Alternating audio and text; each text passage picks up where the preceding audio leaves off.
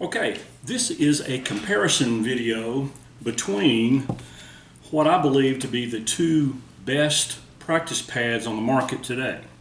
One, the Ram Pad, and this is actually the Ram Pad Pro, and I also have the Ram Pad Marching Pad, and I'll go over some of the differences of those pads.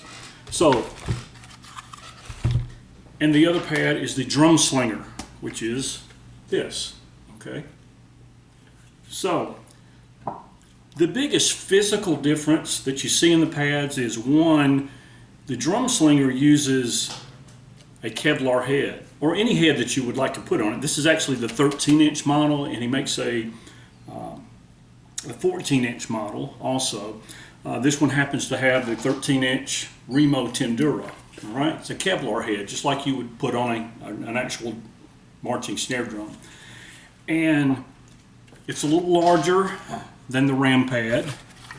The Ram Pad uses a 10-inch head with a regular 10-inch rim and has a base made out of a composite material. Okay, I don't know if you can see that or not. All right, 3 rubber feet on the bottom, keeps it planted squarely on a surface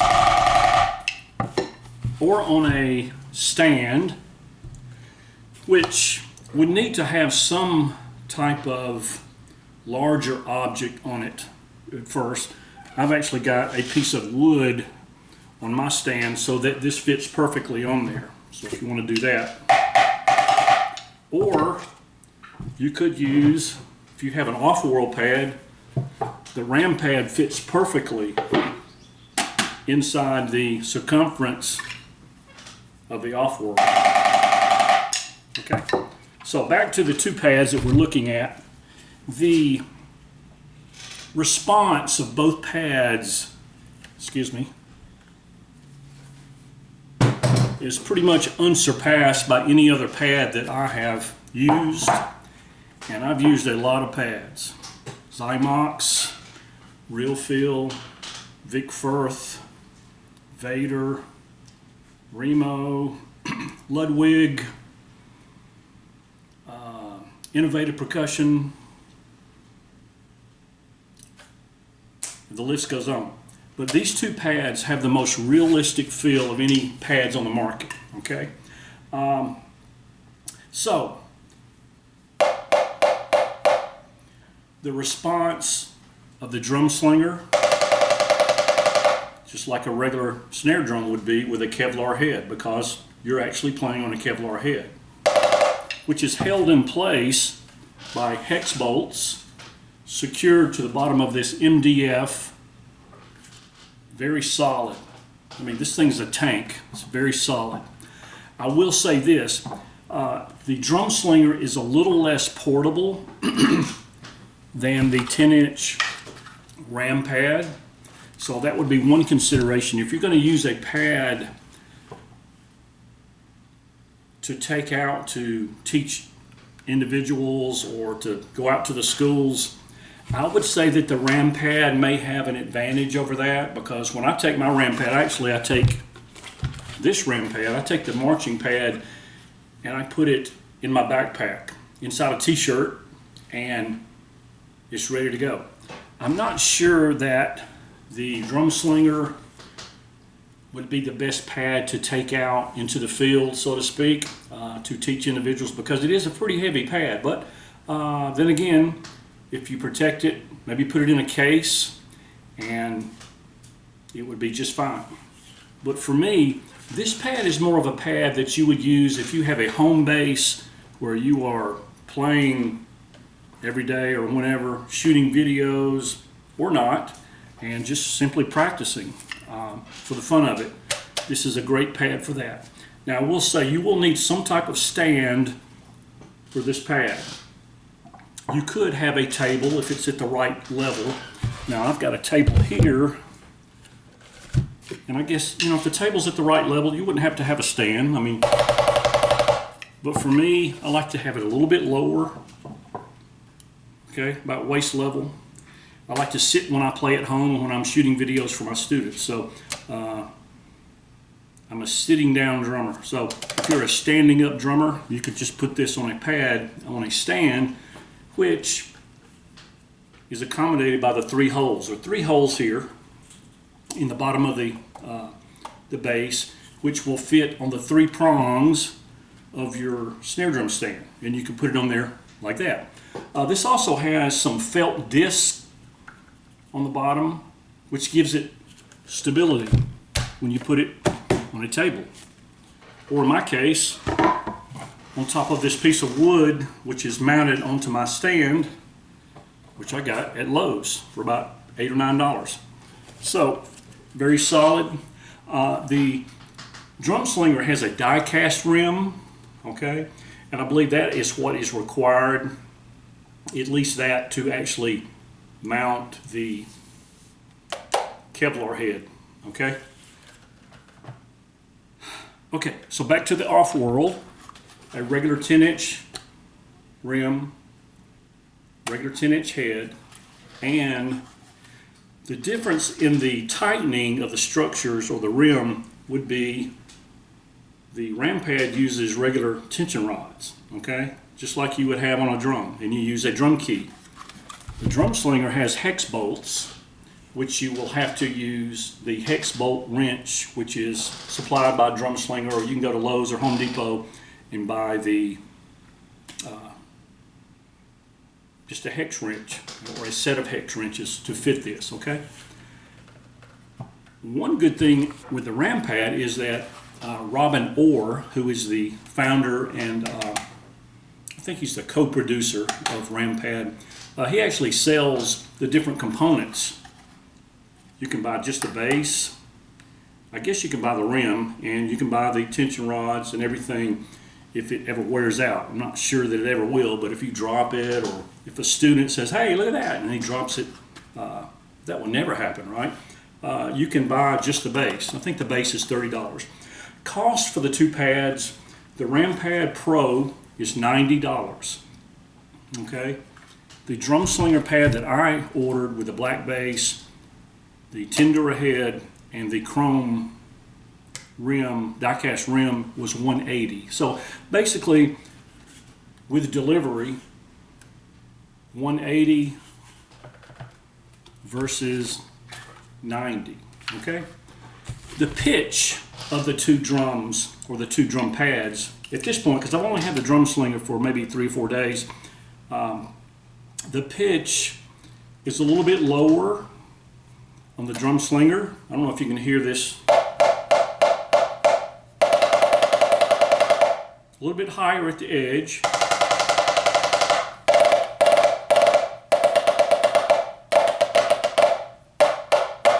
Okay, and the ram pad is a little bit higher.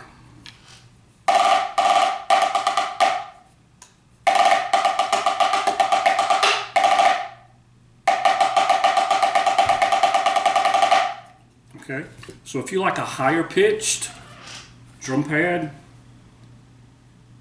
the ram pad is the way to go. A little bit lower pitched, and I believe the pitch of this may raise somewhat once everything settles in. I've been talking with Bill Olson, the owner of Drumslinger, and he was telling me about some of the things inside of this pad. I'm not going to take it apart, that will settle in as you play on your pad a little bit more. So I believe the attack, the actual attack, will sound a little brighter. So this actually sounds more like a drum with the snares turned off than the ram pad. Okay, so for portability, the ram pad is lighter. I'm not sure what the weight is, but it's a great deal lighter than the Drumslinger because you have an MDF, you have die-cast rim, you have the components inside, and you have the Kevlar head.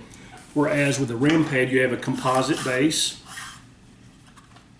with a regular drum rim and the regular drum head. Now this actually has the playing zone head on it that's exclusive to ram pad, and it's actually just a piece of plastic that has a picture painted on it, or photograph that's actually embedded, and you put it underneath the head itself. So this is just a regular head. It's not a special head. And the great thing about both of these pads is that you'll never wear them out, because once you wear out the head, if you ever do, just buy another head like you would a drum. A 10-inch head, any 10-inch head, and any 13-inch head, and they make a 14, but this is a 13, okay? And that holds true for the marching pad for ram pad also. And I can't remember how much this one was, but the Ram Pad Pro is $90, and you'll have to go to rampad.com to see how much this one is. Maybe 65 or 70 maybe. I might be wrong. Don't quote me on that. Just take a look at that. This is a little bit lower pitched than the Ram Pad Pro. Okay. Hopefully you can hear that. This is a Ram Pad Pro. This is the Ram Pad marching pad. Both are very, very responsive. You really don't have to work at all to play on these, all right? So if you're looking for a pad that's gonna build your chops, and like you're gonna play on a pillow like we did back in the 70s to build your chops, these are not the pads for you. This is a pad that, all of these pads feel much like a snare drum with a Kevlar head on it. Okay, I believe that both pads have a layer of cork and a layer of rubber underneath the heads. All right, I'm not sure what the exact makeup is. Those are exclusive to these two brands, and it really works. So they found things that really work for their brands. Both companies have great customer service. I can't speak highly enough about that.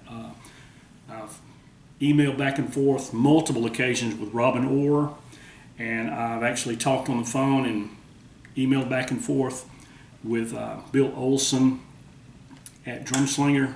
Both great people, and they're producing great products. So,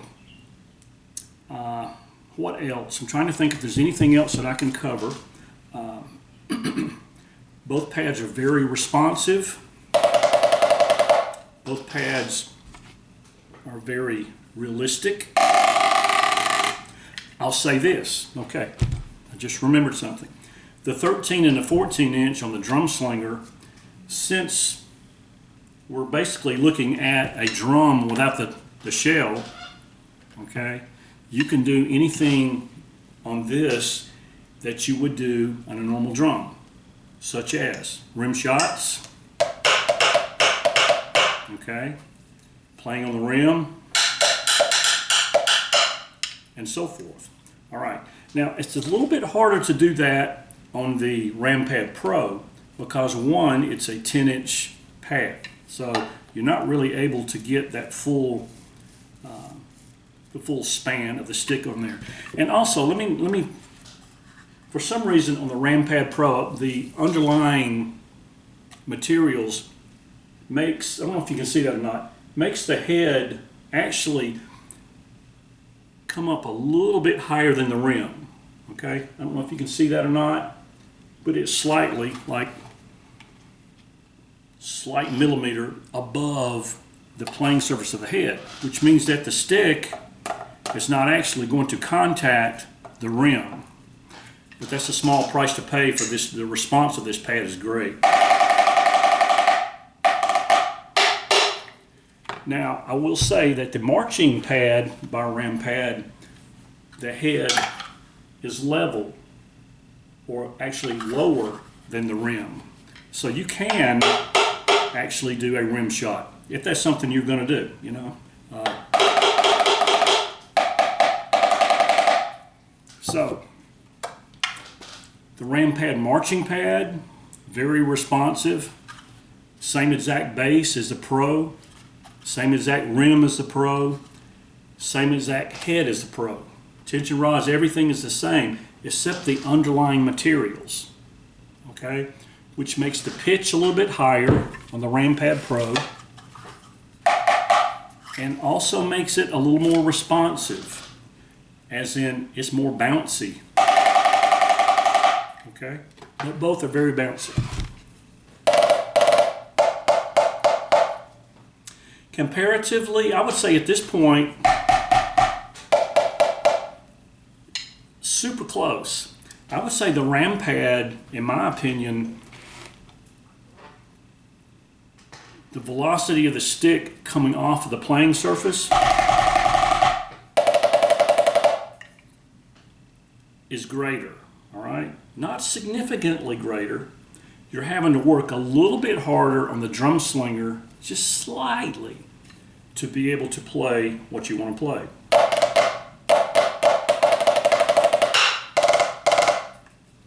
Than the Ram Pad, okay?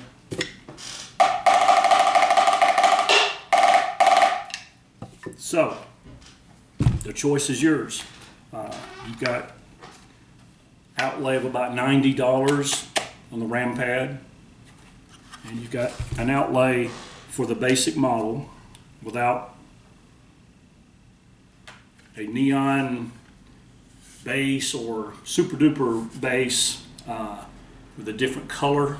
I believe the black basses are easier to get within 3 weeks. The Ram Pads, from my understanding, are ready to ship when you order. The Drumslinger is going to take you, this model here, as you see it, is going to take you about 3 weeks, which is not very long. So if you want to wait on your pad for 3 weeks, you want a little bit heavier pad, one that will require some type of stand or base, then that's the way to go. The Ram Pad will fit on your lap. If you're a lap drummer, there are people who put their pads in their lap and play. A lot of us do that. In fact, that's what I do when I'm out at the schools playing, when I'm giving lessons that are seated. I'll just put this in my lap and it works out. And I believe that the Drumslinger would too. It's a little bit heavy. I do not plan to take this one out into the schools actually. So, I would say, anyone have a question, but we can't do that here. I recommend both of these pads. I believe that they are the two best pads on the market. And it goes a long way to have people like Robin Orr at Ram Pad and Bill Olson at Drumslinger backing their products, okay? That's very, very important, I think, that you can call someone or email someone and say, you know, I think I need a tension rod. This one's not quite working out. Can you send me a tension rod, or, you know, this or that? I'm not saying it's always going to be free. You may have to buy it, but at least you can do that. A lot of companies, I mean, once you have a practice pad that's about this old, I've got my old Vic Firth ones, if you mess up or dent or scratch or scrape or peel the rubber off of one of those, I mean, you're stuck with it. With these, you simply buy a new drum head and you've got a new pad every time. I believe these drum heads here for the 10-inch is about $12, and that's with this head. You can get custom heads too. You know, you can your college school colors or emblems, or if you want a picture of your face to play on, you can send Robin a picture of your face, and you can be playing on top of your face if you'd like. Whatever you can take a photo of, I believe that he can reproduce it, actually put it under this head. And I believe that most of the Kevlar heads are running around in the $50 range, maybe a little bit more, depending on where you buy them. So $50, you get a new pad. $12, you get a new pad here. So both pads, excellent.